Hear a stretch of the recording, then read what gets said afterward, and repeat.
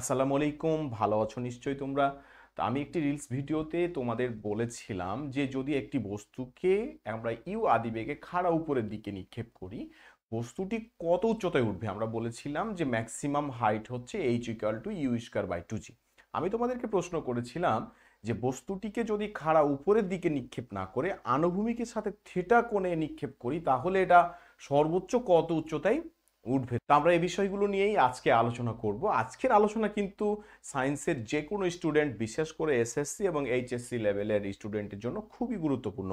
তো আমরা কথা না বাড়িয়ে আলোচনায় চলে যাই। আমরা বোর্ডে লিখেছি যে খাড়া উপরের দিকে নিক্ষিপ্ত বস্তুর উড্ডয়নকাল এবং সর্বোচ্চ উচ্চতা, এই দুটো বিষয় কিন্তু আমরা এখানে বের করব। এবং আনুভূমিকের সাথে আমরা যদি থেটা কোণে নিক্ষিপ্ত বস্তুর থাকে আমাদের, তাহলে সেক্ষেত্রে সর্বোচ্চ উচ্চতা, আনুভূমিক দূরত্ব কত নির্ণয় করবে, বিষয়গুলো তো আমরা জাস্ট বুঝলাম, পড়লাম। এখন আমরা বিষয়গুলো দেখবো, আমরা এখান থেকে শিখবো কি করে এগুলো নির্ণয় করতে হয়। বিষয়গুলো খুবই সহজ, আমরা যদি একটু মনোযোগ সহকারে দেখি আমরা খুব সহজে এটা বুঝতে পারবো। ওকে, তো আমরা এগুলো একটু মুছে দিলাম এবং বিষয়গুলো আমরা খুব সহজেই বলার চেষ্টা করবো ইনশাল্লাহ। ওকে, তো এখন আমরা প্রথমে যে জিনিসটা দেখছি, যদি আমরা একটা বস্তুকে খাড়া উপরের দিকে নিক্ষেপ করি, এই যে এখান থেকে একটা বস্তুকে যদি আমরা এভাবে খাড়া উপরের দিকে নিক্ষেপ করি, সেই ক্ষেত্রে এই যে এখানে আমরা বললাম ইউ আদি বেগে এটাকে আমরা উপরের দিকে নিক্ষেপ করলাম। এটা কখনো কখনো v0 বেগেও কিন্তু বলা হয় যে আদিবেগ। ঠিক আছে, আমরা এখানে v0 ব্যবহার করলাম না, আমরা আদিবেগ ইউ ব্যবহার করলাম। তো এই বস্তুটাকে যদি আমরা ইউ আদিবেগে নিক্ষেপ করি, আমরা জানি এটা উপরের দিকে ওঠার সময় কি করবে, এটা তার বেগ হারাবে। কেন? কারণ অভিকর্ষ বল তাকে নিচের দিকে যেহেতু টানবে, এটার বেগ কিন্তু আস্তে আস্তে কমবে। আমরা জানি যে একটা বস্তুকে যদি ওপর থেকে নিচে ছেড়ে দেওয়া হয় বা নিচ থেকে উপরের দিকে নিক্ষেপ করা হয়, অভিকর্ষ বলের কারণে একটা ত্বরণ কাজ করে। এই ত্বরণটাকে আমরা বলি কি, অভিকর্ষ ত্বরণ। অভিকর্ষ ত্বরণকে আমরা প্রকাশ করি কি দিয়ে? জি দ্বারা। এবং জি এর মান আমরা ধরে থাকি কি 9.8 মিটার পার সেকেন্ড স্কোয়ার। এটার মানের কিন্তু পরিবর্তন হয় বিভিন্ন জায়গায়, বিভিন্ন রকম হয়ে থাকে। মেরু অঞ্চলের জন্য একরকম হবে, আমরা যদি ভূমি থেকে উপরে যাই একরকম হবে। তো আমরা সেক্ষেত্রে ধ্রুবক মান ধরলাম কত, 9.8 মিটার পার সেকেন্ড স্কোয়ার।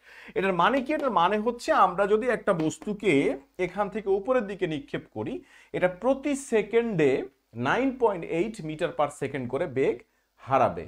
আবার যদি ওপর থেকে নিচে ফেলা হয়, তাহলে প্রতি সেকেন্ডে 9.8 মিটার পার সেকেন্ড করে বেগ বাড়বে।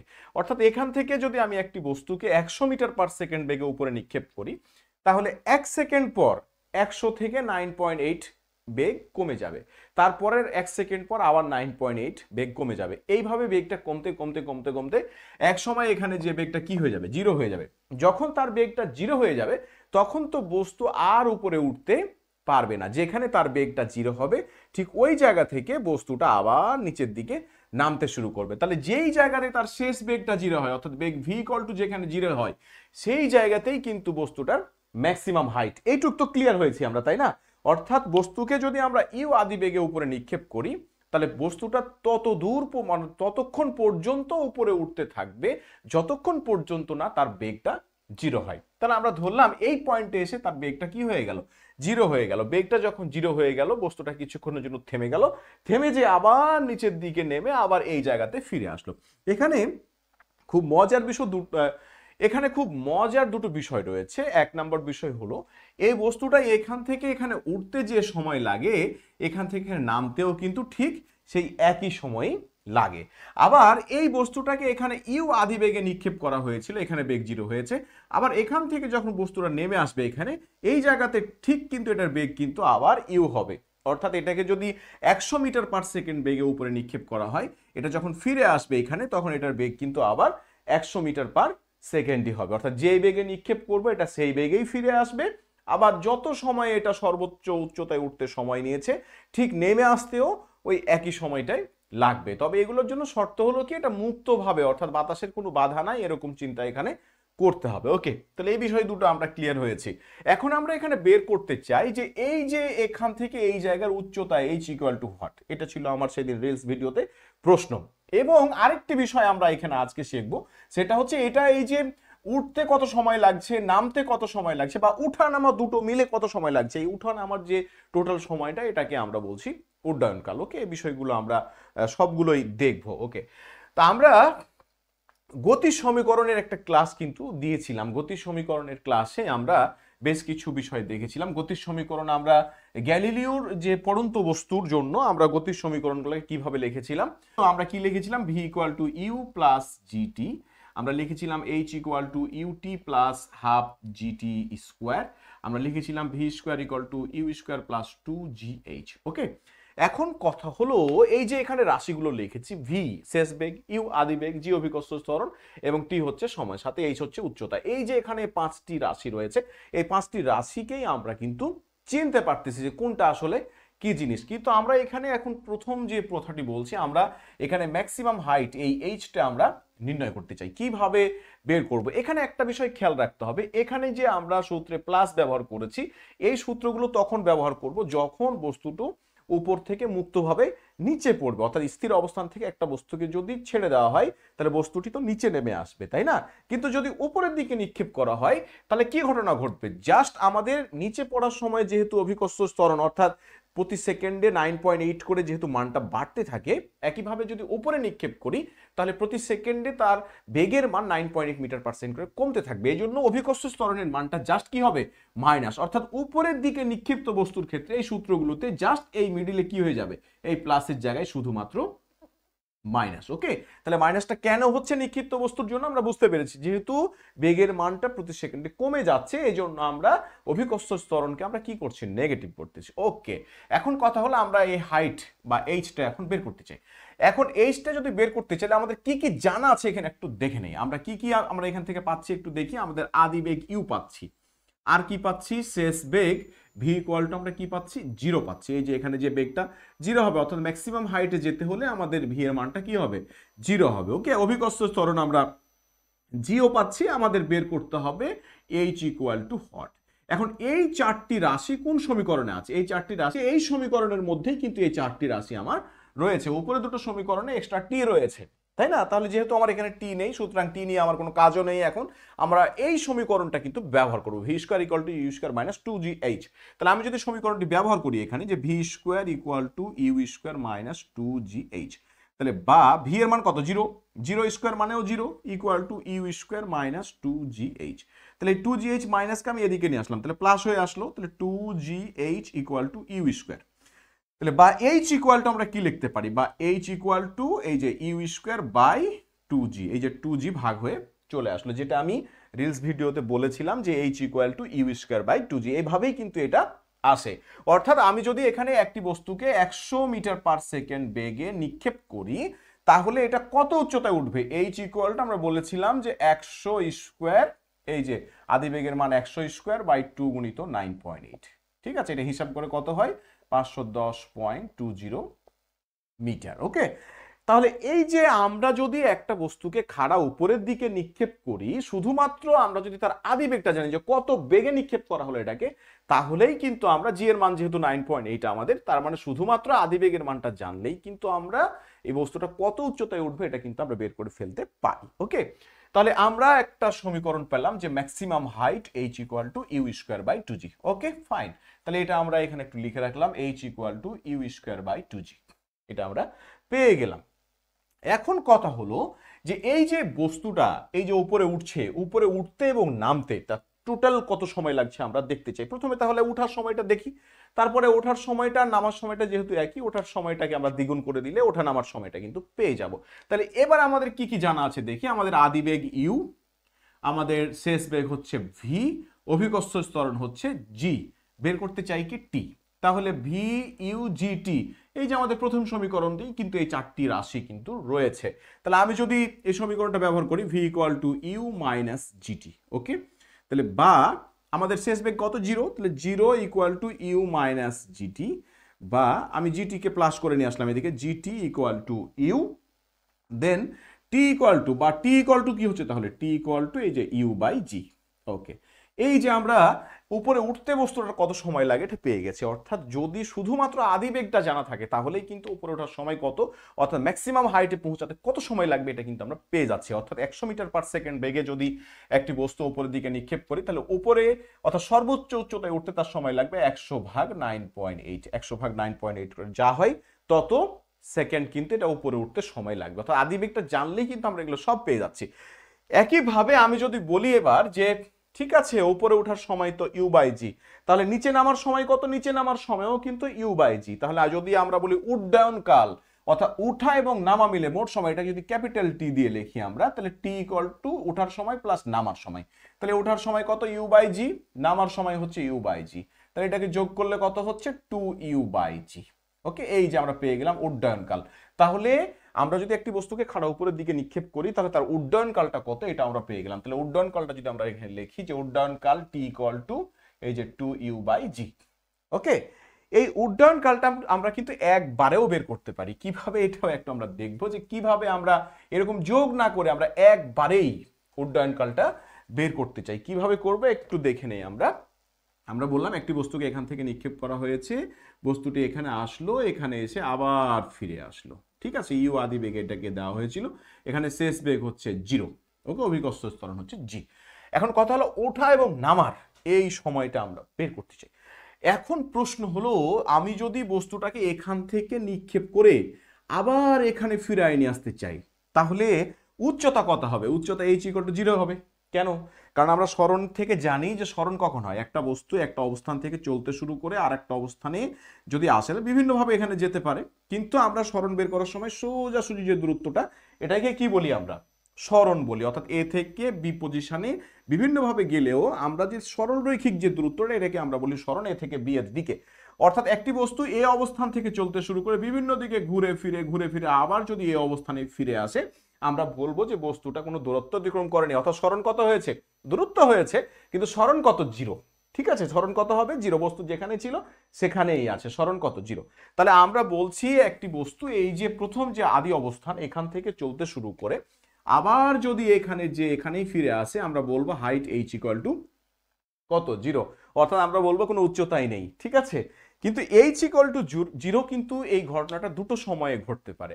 এক হচ্ছে কি, যখন বস্তুটা কেবল, অর্থাৎ আমরা কেবল ঘটনা শুরু করছি, বস্তুটাকে নিক্ষেপ করব, ওই সময় হাইট কত? 0। আবার টোটাল উড্ডয়নকাল শেষে, অর্থাৎ একটা উড্ডয়নকালের মধ্যে সাপোজ এটা যে ঘুরে আসতে 10 সেকেন্ড লাগলো, তাহলে 5 সেকেন্ডে বস্তুটা এখানে ছিল, 6 সেকেন্ড আবার নামতে শুরু করেছে। তাহলে আমরা যদি শুরুর সময় এবং শেষের সময় দেখি, শুরুর সময়তে h0, আবার ঘুরে আসার পর h = কত? 0। তাহলে আমরা এই যে একবারে যদি আমরা উড্ডয়নকালটা বের করতে চাই, আমরা আরেকটা সমীকরণ শিখেছিলাম কি, h = ut - ½ gt²। আমরা যদি এই সমীকরণটা ব্যবহার করি, দেখো যে h = ut - ½ gt²। আমরা বলছি কি h এর ভ্যালু হচ্ছে 0, t এর মান বের করতে চাই, অর্থাৎ যাওয়া আসার সময় বের করতে চাই। তাহলে h এর ভ্যালু কত? বা h = হচ্ছে 0 = ut - ½ gt² বা 0 = এখানে কমন চাই কি t, t কমন নিলে কি থাকে এখানে? u মাইনাস এখানে থাকে কি ½ g, একটা t যেহেতু কমন নিয়েছে একটা t থাকলো। ওকে, তাহলে বা 0 = এখানে কি থাকে? তাহলে আমি যদি একবার এটাকে এপারে নিয়ে আসি, তাহলে বা t × u - ½ gt = কি 0। অর্থাৎ পুরো সাইডটাকে আমি জাস্ট এদিক ওদিক করেছি। এখন বলো তো, দুটো সংখ্যার গুণফল যদি 0 হয়, তাহলে হয় এটা 0 অথবা এটা 0 অথবা দুটোই 0, তাই তো? তাহলে একবার আমরা বলতে পারি t = 0, t = 0। এই যে আমরা বলেছিলাম যে h = 0, এই ঘটনাটা দুটো সময়ে ঘটবে। এক, যখন t এর মান হবে 0, তাহলে t এর মান 0তে আমরা পেয়ে গেলাম যে আমাদের h এর মান কি হতে পারে?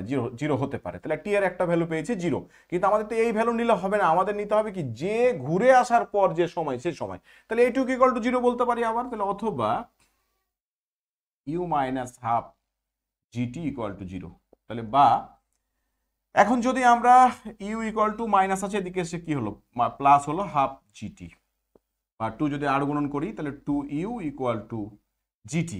এখন 2u = যদি gt হয়, তাহলে বা t = কত হবে? t = 2u বাই, এই যে আমরা পেয়ে গেছি একবারেই উড্ডয়নকাল। এই যে আমরা কিন্তু বের করে রেখেছি t = 2u বাই g। আমরা কিন্তু এখানে যেভাবে বের করলাম t = 2u বাই g, অর্থাৎ উড্ডয়নকাল, উঠা নামার যে সময় উড্ডয়নকাল, এটা কিন্তু আমরা একবারেই হাইটকে 0 করে আমরা একবারেই কিন্তু উড্ডয়নকাল পেয়ে গেছি t = 2u বাই g। তো আশা করি এই বিষয়টা আমরা বুঝতে পেরেছি। অর্থাৎ একটা বস্তুকে খাড়া উপরের দিকে যদি আমরা নিক্ষেপ করি, তাহলে বস্তুটা ম্যাক্সিমাম কত উচ্চতায় উঠবে এবং উঠা নামা করতে কত সময় লাগবে, বা শুধু উঠতে কত সময় লাগবে, বা শুধু নামতে কত সময় লাগবে, আমরা এই বিষয়গুলো কিন্তু খুব ইজিলি বের করতে পারবো। ওকে, এখন আসবো আমরা বস্তুটিকে যদি এরকম খাড়া উপরের দিকে নিক্ষেপ না করে আমরা যদি কি করি, আমরা যদি এটাকে আনুভূমিকের সাথে থেটা কোণে নিক্ষেপ করি, অর্থাৎ এই যে আমরা একটা বস্তুকে নিক্ষেপ করতেছি বা একটা বল নিক্ষেপ করতেছি, বলটা এইভাবে আমরা নিক্ষেপ করলাম, নিক্ষেপ করলে এটা এখান দিয়ে এখানে এসে সাপোজ পড়ে গেল। ওকে, তাহলে এই যে বস্তুটা, এই যে বলটা এইভাবে নিক্ষেপ করার কারণে এখানে এসে পড়লো, অর্থাৎ এই যে আনুভূমিক ভূমি, ঠিক আছে, এই আনুভূমিকের সাথে বলটাকে যখন আমি এভাবে নিক্ষেপ করি, ঠিক আছে, এভাবে যখন নিক্ষেপ করি আনুভূমিকের সাথে যে থেটা কোণ করে নিক্ষেপ করেছিলাম। ওকে, যেমন আমরা কোনো ক্রিকেট বল বা কিছু যখন আমরা এইভাবে নিক্ষেপ করি, বা বিশেষ করে চাকতি নিক্ষেপ খেলায় কি করা হয়, এভাবে চাকতিটাকে নিক্ষেপ করা হয়, দেখা হয় কি চাকতিটা সর্বোচ্চ কত, যার যত দূরে গিয়ে পড়বে সেই হচ্ছে বিজয়ী। এখন কথা হলো চাকতি যদি আমরা সর্বোচ্চ দূরে পাঠাতে চাই তাহলে নির্ভর করবে কিন্তু এই যে কোণটা, অর্থাৎ এই আনুভূমিক, কেউ হয়তো এভাবে করে চালাবে, কেউ এভাবে চালাবে, কেউ এভাবে চালাবে, এই কোণটা যে মেনটেন করতে পারবে, অর্থাৎ আনুভূমিকের সাথে তার হাতের যে কোণটা, এই কোণটা যে মেনটেন করতে পারবে তারই কিন্তু সর্বোচ্চ দূরত্বে গিয়ে পড়বে। প্রশ্ন হলো কত ডিগ্রি কোণে নিক্ষেপ করলে সর্বোচ্চ দূরে যে পড়বে, এই বিষয়গুলো কিন্তু আমরা এখানে দেখবো। অর্থাৎ এই বলটাকে আমরা এখান থেকে নিক্ষেপ করব, কত ডিগ্রি কোণে নিক্ষেপ করলে সর্বোচ্চ এই দূরত্বটা সর্বোচ্চ অতিক্রম করবে, এই যে পাল্লা বা রেঞ্জ বলি এটাকে আমরা, এই রেঞ্জটা আসলে কত হবে। এবং আর একটা বিষয়, এই যে আমি নিক্ষেপ করেছি, এই যে হাইট, ম্যাক্সিমাম উচ্চতা, এই উচ্চতাটা হচ্ছে ম্যাক্সিমাম, এই জায়গাতে হাইটটা কত। তাহলে আমরা দুটো জিনিস এখান থেকে বের করতে চাই, এক হলো হাইট এইচ ইকুয়াল টু কত, আমরা উড্ডয়নকাল টিটাও বের করে ফেলবো, এবং আর একটা জিনিস এখান থেকে বের করব, এই যে এখান থেকে এই যে দূরত্বটা অতিক্রম করেছে, খাড়া উপরের দিকে যখন নিক্ষেপ করেছিলাম তখন যেখান থেকে বস্তু উঠেছিল ওখানেই পড়ে গেছে, আনুভূমিক কোনো দূরত্ব কিন্তু এটা অতিক্রম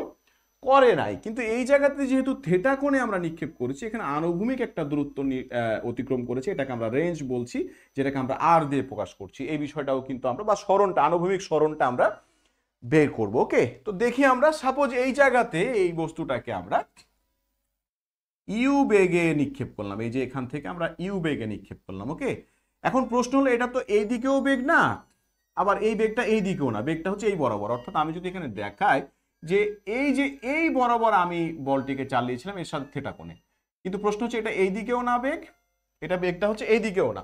প্রশ্ন হলো যে তাহলে আমরা এই দিকে দূরত্ব বের করতে গেলে তো এই দিকে বেগ লাগবে, আবার এই দিকে দূরত্ব বের করতে গেলে এই দিকে বেগ লাগবে, এই দিকের বেগ দিয়ে তো এই দিকের দূরত্ব বের করা যায় না। ওকে, আমি তোমাদের ছোট্ট একটা উদাহরণ দেব এখন, সেটা হচ্ছে আমরা সবাই দেখেছি বিষয়টা, হয়তো অনেকে নাও দেখতে পারে, আবার অনেকে দেখেছে, সেটা হচ্ছে জমি থেকে পানি সেচ করার জন্য, অর্থাৎ একটা জায়গায় একটা গর্ত আছে, সেই গর্তে পানি রয়েছে। ওকে, এখন এই গর্ত থেকে পানি তুলে এই জমিতে সেচ দেওয়া হবে, অর্থাৎ এখান থেকে পানিটা তুলে এই জমিতে দেওয়া হবে। তো কি করা হয়, একটা বালতির কি করা হয়, দুই সাইডে দড়ি বাঁধা হয়। ওকে, তারপরে কি করা হয়, ওইদিকে একজন ধরে, এদিকে একজন ধরে, তারপরে এখান থেকে পানিটা উঠিয়ে এই জমিতে ফেলা হয়। এখানে একটা কাজ করা হয়, কি কাজ করা হয়, এক দড়ি ধরে টানে একদিকে, আর এক দড়ি ধরে টানে আর একদিকে, কিন্তু বালতিটা কিন্তু কারো দিকে যায় না, বালতিটা যায় মাঝ বরাবর, ঠিক পানি নিয়ে মাঝ বরাবর জমিতে পড়ে যায়। ঠিক আছে, ঘটনাটা কি ঘটে আমরা যদি এভাবে দেখি, এই যে এখানে আমি একটু এঁকে দেখাই, এই যে এটা একটা বালতি, এই বালতি এদিকে একজন টানে, এদিকে একজন টানে, কিন্তু বালতি এদিকেও যায় না এদিকেও যায় না, মাঝ বরাবর একটা জায়গায় আসে, বালতি এখানে এই জমিতে এসে পানিটা ফেলে দেয়, তারপর আবার দড়ি ঢিল দিয়ে পানি আবার নেওয়া হয়, আবার এইভাবে কাজ করে। এখন প্রশ্ন হলো একজন টানতেছে এই দিকে, একজন টানতেছে এই দিকে, কিন্তু দুইজনের বল, এই যে একজন বল প্রয়োগ করছে, একজন বল প্রয়োগ করছে, এই দুইজনের বলের যোগফল কিন্তু এই দিক বরাবর। ওকে, তার মানে এই দুই বলের যোগফল, এই বলটা, এটাকে আমরা লব্ধি বল বলছি বা যোগফল বল বলছি। ঠিক আছে, এখন প্রশ্ন হলো, এখন যদি বলা থাকে এই বলটাই আমার দেওয়া আছে, এই বলটা যদি দেওয়া থাকে, দিয়ে বলা হয় যে এ কত বলে টেনেছিল আর এ কত বলে টেনেছিল, এই বলটার দুই দিকে দুটো অংশ রয়েছে, একটা হচ্ছে এই দিক বরাবর অংশ, একটা হচ্ছে এই দিক বরাবর অংশ।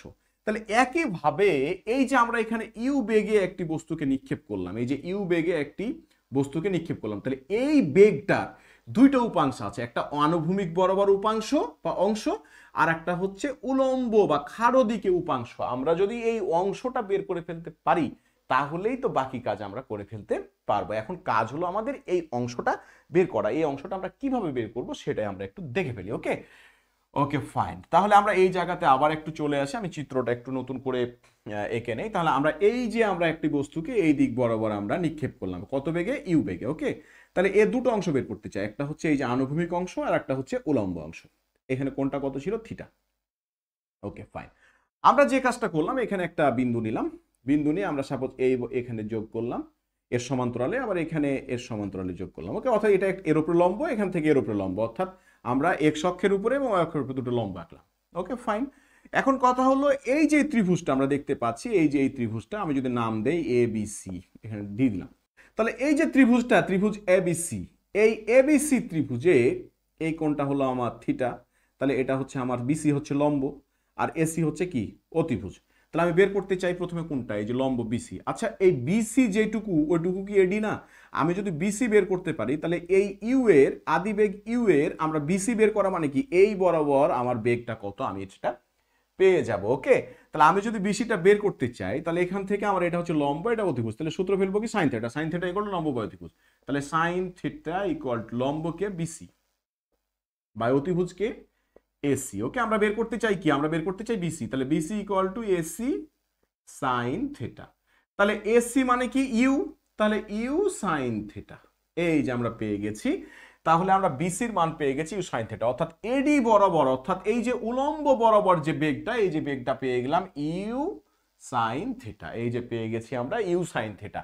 এটাকে সাধারণত এরকমও বলা হয় যে ইউ ওয়াই, অর্থাৎ আদিবেগ ইউ এর ওয়াই অক্ষ বরাবর অংশ, এটা কি বলছি আমরা, এই যে ইউ ওয়াইও কিন্তু বলছি, কখনো কখনো এটাকে ভি ওয়াইও কিন্তু বলা হয়। যাই হোক, আমরা যেহেতু ইউ ব্যবহার করছি এখানে, ইউ দিয়ে সবকিছু বলছি, আমরা বলছি যে উলম্ব বরাবর অংশটা হচ্ছে ইউ সাইন থিটা, অর্থাৎ এই যে বেগটা আমরা এদিকে নিক্ষেপ করেছি, এই বেগটার এই দিকে অংশটা কত, ইউ সাইন থিটা। ওকে, একইভাবে আমি যদি এই দিক বরাবর অংশ এখন বের করতে চাই, তাহলে কি হবে আমরা একটু দেখি। এই যে দেখো, তাহলে একইভাবে আমি যদি এই কোণটা থিটা হয়, তাহলে এই কোণটা কত হবে, এটা যেহেতু লম্ব, তার মানে এটা থিটা হলে এই কোণটা হচ্ছে 90 ডিগ্রি মাইনাস থিটা, অর্থাৎ পুরো কোণ, অর্থাৎ পুরো কোণটা হচ্ছে 90 ডিগ্রি, তার মধ্যে থিটা বাদ দিলে এইটুক কত 90 মাইনাস থিটা। তো এইটুক যদি 90 মাইনাস থিটা হয়, তাহলে এই কোণের বিপরীত হচ্ছে ডিসি হচ্ছে এবার লম্ব, আর এসি হচ্ছে কি অতিভুজ। তাহলে একইভাবে এখানে সাইন থিটা, সাইন থিটা তো হবে না, সাইন 90 মাইনাস থিটা, এই যে এই কোণটুকু sine 90 minus theta equal to লম্ব, লম্বকে সিডি বাই অতিভুজকে এসি, এই যে সমকোণের বিপরীত সবসময় অতিভুজ। তাহলে বা সিডি ইকুয়াল টু কি লিখতে পারি আমরা, CD equal to AC sine 90 minus theta. তো এসি মানে কি, এসি মানে আমাদের ইউ, আর সাইন 90 মাইনাস থিটা মানে কি, সাইন 90 মাইনাস থিটা মানে হচ্ছে কস থিটা। ওকে, এটা ত্রিকোণমিতিতে তোমরা দেখেছো, ঠিক আছে, যে sine 90 minus theta equal to, এটা নিয়ে এখন ব্যাখ্যা দেওয়া যাবে না, ঠিক আছে, এটা নিয়ে দরকার হলে পরে একটা ক্লাস দিব। তাহলে u sine 90 minus sine 90 minus theta equal to কি কস থিটা, তাহলে ইউ কস থিটা। তাহলে আমরা এই যে সিডি পেলাম, এই যে সিডি, সিডি মানেই কিন্তু এই যে এবি, অর্থাৎ এই দিক বরাবর আমরা বেগটা পেলাম ইউ কস থিটা। ওকে, তাহলে আমরা দুই দিক বরাবর কিন্তু আদিবেগ ইউ এর আমরা উপাংশ পেয়ে গেছি, একটা হচ্ছে আমাদের এক্স অক্ষ বরাবর হচ্ছে ইউ কস থিটা, ওয়াই অক্ষ বরাবর হচ্ছে ইউ সাইন থিটা, অর্থাৎ খাড়া উপরের দিকে এই যে আদিবেগ ইউ এটার অংশ কত সেটাও পেয়েছি, এবং আনুভূমিক বরাবর বেগটার অংশ কত আমরা সেটাও পেয়ে গেছি। এখন আমরা যে কোনো তথ্য আমাদের এখান থেকে আমরা বের করে ফেলতে পারবো। ওকে, তাহলে এখান থেকে আমরা কি কি বের করতে চাই, আমরা এখান থেকে বের করতে চাই ম্যাক্সিমাম উচ্চতা, অর্থাৎ এই যে আমরা বলেছিলাম যে বস্তুটিকে যদি আনুভূমিকের সাথে, অর্থাৎ একটি বস্তুকে এই যে আমরা এইভাবে নিক্ষেপ করলাম, এখানে এসে পতিত হলো, তাহলে এই যে আনুভূমিকের সাথে থেটা করে নিক্ষেপ করেছিলাম, এই সর্বোচ্চ উচ্চতা এইচ ইকুয়াল টু হোয়াট, আমরা এর আগে বের করে রাখলাম, এই যে এখানে লিখে রেখেছি আমরা h equal to you square by 2g। Okay, এখন প্রশ্ন হলো যে আমার এই দিক বরাবর বেগটা কত ছিল, আমার এই দিক বরাবর বেগটা ছিল কিন্তু ইউ সাইন থিটা, আর এই দিক বরাবর বেগটা ছিল ইউ কস থিটা। ওকে, তাহলে আমার এখানে এই যে খাড়া উপরের দিকে যেহেতু ঘটনা, আমার এই যখন বের করব তখন খাড়া উপরের দিকে বেগটা আমরা নিব, খাড়া উপরের দিকে বেগটা কত ইউ সাইন থিটা, তাহলে ইউ এর জায়গায় এখানে কি বসবে, ইউ এর জায়গায় এখানে বসবে ইউ সাইন থিটা, তার উপরে হচ্ছে স্কোয়ার বাই 2g। ওকে, তাহলে ইকুয়াল টু কি হচ্ছে এখানে, ইউ এর উপরে স্কোয়ার ইউ স্কোয়ার, আর সাইন থিটার উপরে স্কোয়ার ইকুয়াল টু কি হলো sine square theta by 2g। Okay, এই যে আমরা ম্যাক্সিমাম হাইট এটা পেয়ে গেছি। ওকে, তাহলে এখান থেকে আরো দুটো কথা আমরা একটু বলতে চাই, সেটা হচ্ছে আমরা যদি এই যে এখানে আমরা দেখতে পাচ্ছি ইউ হচ্ছে এই আদিবেগটা, যে এই আদিবেগে বস্তুটিকে নিক্ষেপ করা হয়েছে, এখন এখানে এইচটা কত বেশি হবে এটা নির্ভর করছে কিন্তু এই থিটার মানের উপরে, যে এই বলটা উপরে নিক্ষেপ করলে কত উঁচুতে উঠবে।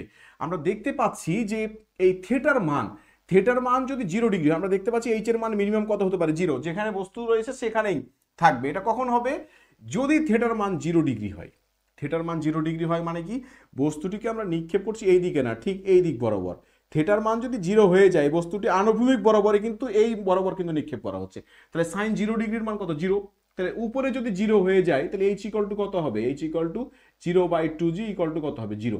অর্থাৎ আমরা দেখলাম থিটার মান যদি 0 হয়ে যায় তাহলে আমরা বস্তুটিকে কোনো উচ্চতা উপরে উঠাতে পারবো না। ওকে, কিন্তু যদি থিটার মান 90 হয়ে যায়, থিটার মান 90 মানে কি, থিটার মান 90 মানে হচ্ছে এই যে একেবারে খাড়ো উপরের দিকে নিক্ষেপ করলাম, খাড়ো উপরের দিকে যদি নিক্ষেপ করি তাহলে সাইন থিটার মান কত হয়ে যাবে, 1।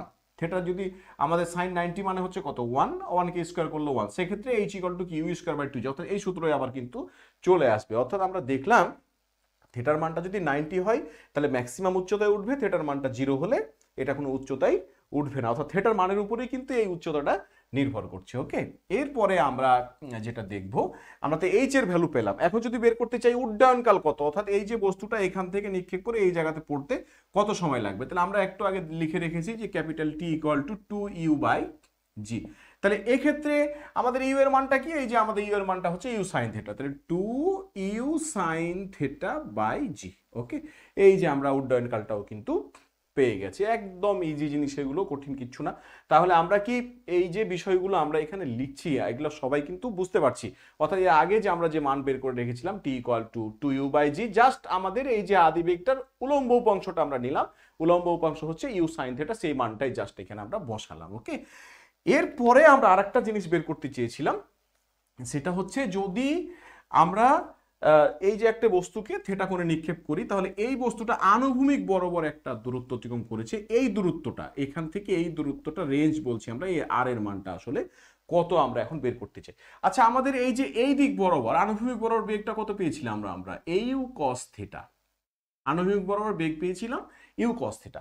এখন আমরা দেখতে পাচ্ছি যে আনুভূমিক বরাবর যে বেগটা, এই বেগের উপরে তো কোনো ত্বরণ কাজ করছে না, এই বেগটা তো হচ্ছে সুষম বেগ, আর আমরা জানি সুষম বেগের ক্ষেত্রে সরণ এস ইকুয়াল টু ভিটি, অর্থাৎ বেগ গুণিত সময়। ওকে, এই বেগ এবং সময় গুণ করে দিলেই কিন্তু আমরা সরণটা পেয়ে যাব, কখন, সুষম বেগের ক্ষেত্রে। তাহলে এই দিক বরাবর বেগটা তো সুষম বেগ, তাহলে আমরা এই দিক বরাবর বেগ জানি, বেগ কত, ইউ কস থিটা, এটা বেগ জানি।